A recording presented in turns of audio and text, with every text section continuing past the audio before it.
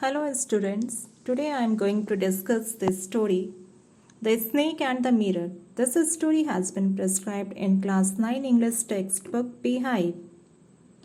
The author of this story is Vakum Muhammad Basir. Let's know something about the author. Vakum Muhammad Basir was born in 1908 and died in 1994. He was a renowned author from the state of Kerala. यानी कि वो केरल राज्य के बहुत ही प्रसिद्ध लेखक थे. He was a writer, humanist, freedom fighter, novelist and short story writer. He was noted for his down-to-earth style of writing. Down-to-earth means something which is practical and sensible. Hindi में हम उसे बोलेंगे सर्वजनोपयोगी. Because of this style of writing, he was popular among the common man. यानी कि वो आम इंसानों के बीच में बहुत ही प्रसिद्ध थे उनके जो स्टाइल थी राइटिंग की उसकी वजह से. Basir is fondly known as Bepur Sultan. Some of his notable awards are as following: Padma Shri 1982, Sahitya Academy Fellowship 1970, Kerala Sahitya Academy Award 1970, Kerala State Film Award for Best Story 1989. The theme of this story, The Snake and the Mirror, is based on the theme of human vanity. यानी कि इंसान का जो घमंड है उस पर इस कहानी का थीम आधारित है. Man is so proud of his physical appearance that at times he is often foolish and stupid in his attempt at estimating himself. The author is trying to explain through this lesson that it is important for us to live in a real world. इंसान का जो घमंड है कई बार उसका जो physical appearance है मतलब कि वो बाहर से कैसा दिखता है बहुत खूबसूरत है, इन चीज़ों को लेकर अगर इंसान घमंड कर रहा है तो इसकी वजह से क्या होता है कि वो कुछ ऐसा कदम उठाता है जो कि बहुत ही फुलिश होता है और स्टूपिड होता है. और यहाँ पर लेखक इस बात को बहुत अच्छे से इस लेसन के थ्रू एक्सप्लेन कर रहे हैं कि हमें अपने रियल वर्ल्ड में अपने वास्तविक जीवन में रहना चाहिए. Another theme is that how crisis make people turn to God for help.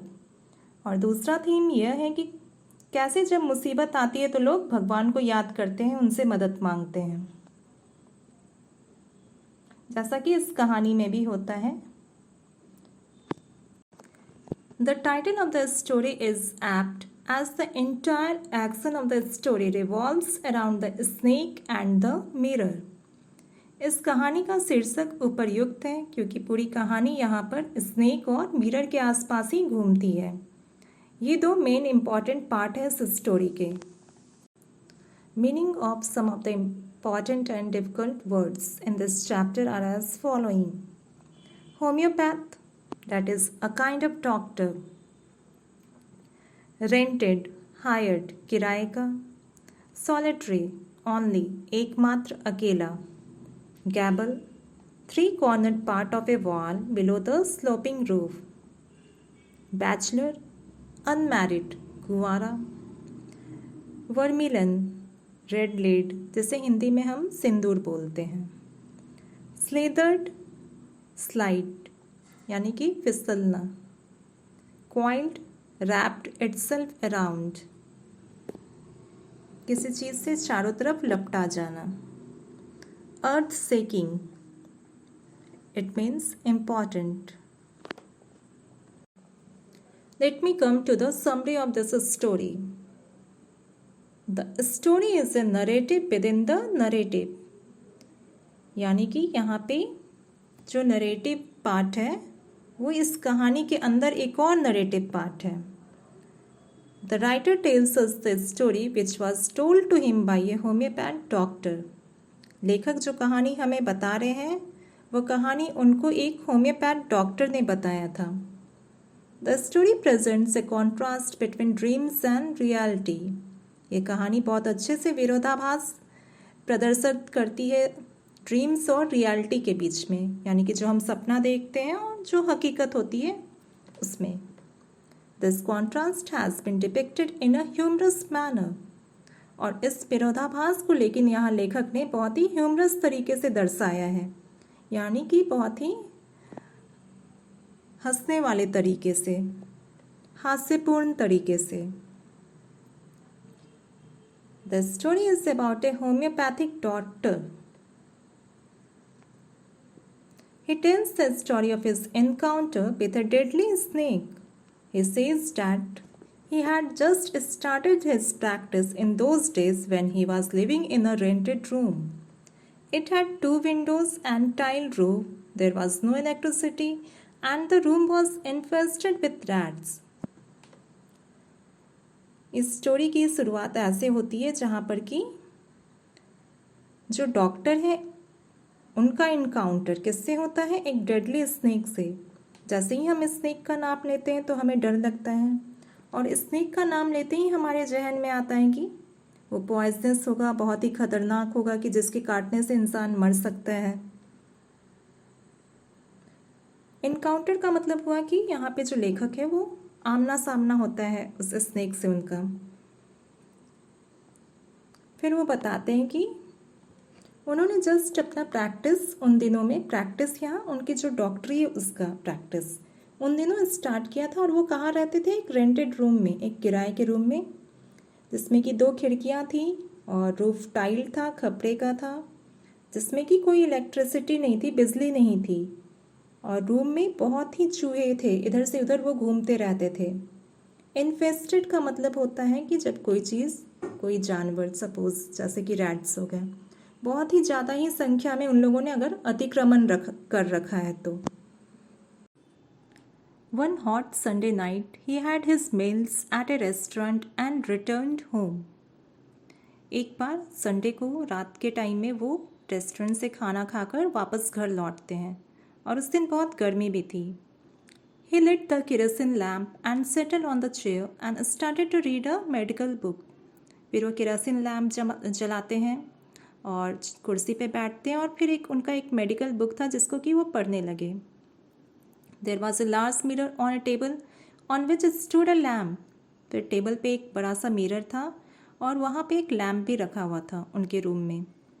As it was too hot to sleep, he sat in front of the mirror, admiring his looks, and smiled and planned to look more handsome.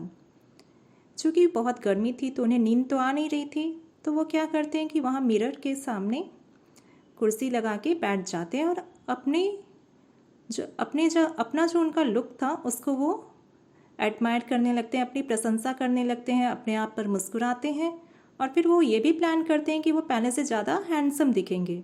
वो एक कंघी उठाते हैं, अपने बालों को अच्छे से पाट करके ठीक करते हैं, और वो फिर ये भी सोचते हैं कि वो डेली सेविंग करेंगे और एक पतली सी मूंछ रखेंगे ताकि वो पहले से ज़्यादा हैंडसम लगें।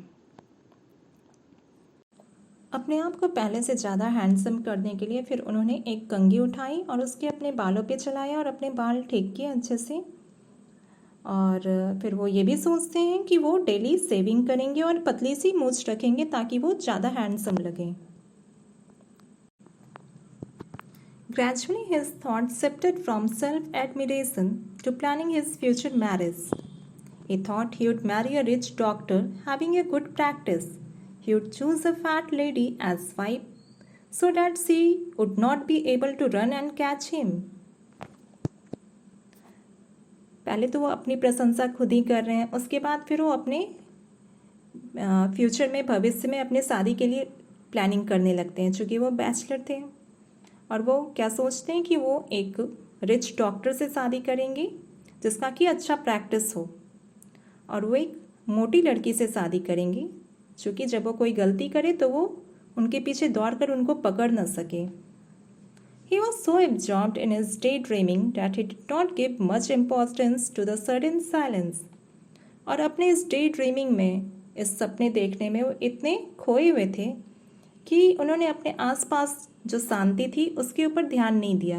क्या हो रहा था? पहले चूहे बहुत इधर से उधर आना जाना किए हुए थे, तो जिसकी वजह से शोरगुल था। अब अचानक वहाँ पे शांति हो जाती है। क्यों होती है शांति? तो there was a sound of something falling behind him. ऐसा लगा जैसे कि कुछ उनके पीछे गिरा है। He was slow to react, और वो तुरंत कोई रिएक्शन भी नहीं देते हैं। By the time he returned to look, a snake had slid over the back of his chair, wriggled onto his shoulder, and coiled around his left arm above the elbow.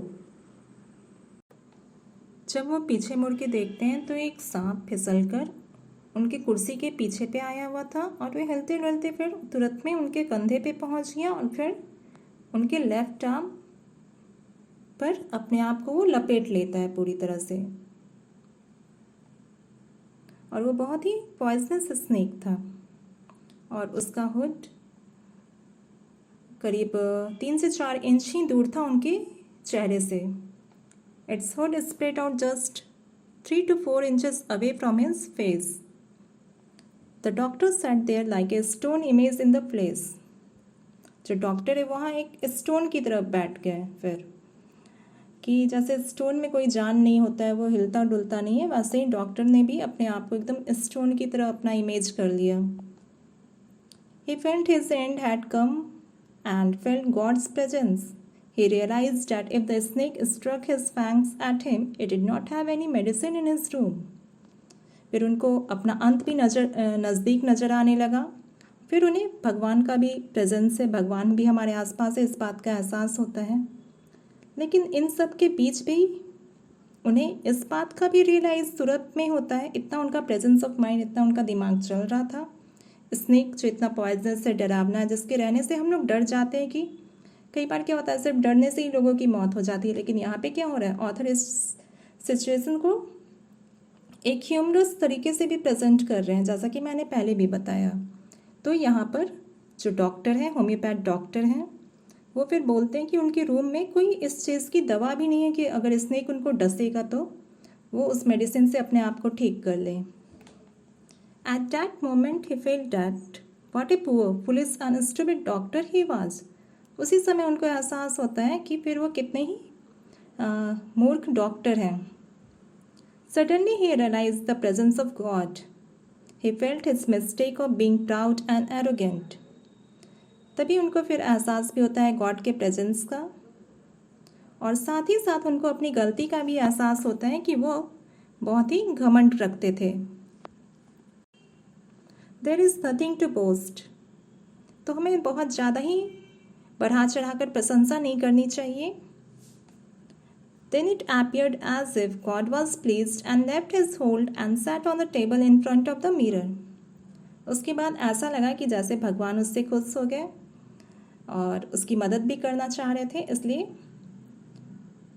फिर जो snake है वो फिर writer के पास से फिर कहाँ जाता है, टेबल पे और मिरर के आगे आ जाता है। यहाँ पे भी लेखक ने बहुत ही अच्छे से ह्यूमरस तरीके से कहानी को पेश किया है कि क्या होता है, स्नेक जो है वो अपने आप को मिरर में देखने लगता है।